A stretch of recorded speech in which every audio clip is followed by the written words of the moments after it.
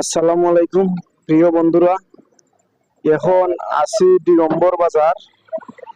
এই যে দেখুন বাজারের মধ্যে হাই রোডের পাশে বাজার। আর এখন মূলত আমরা গাড়ি নিয়ে আসছি কাঁচামাল নেওয়ার জন্য।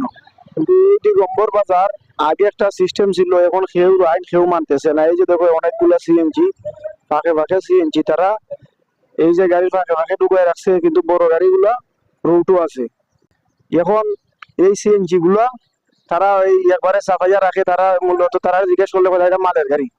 প্রশাসনের দৃষ্টি আকর্ষণ করছি যে এই গাড়ি গুলা যে মাল নেই।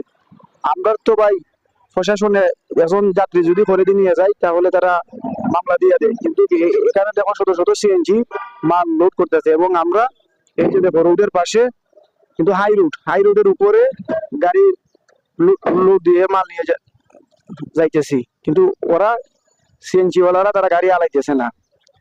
এই যে দেখো শত শত সিএনজি। এখন রোডের মধ্যে ওরা সবার ওরা কিছু বলা যায় না। দেখো আমরা হাই রোডের মাঝে লোড দেওয়ান লাগতেছে।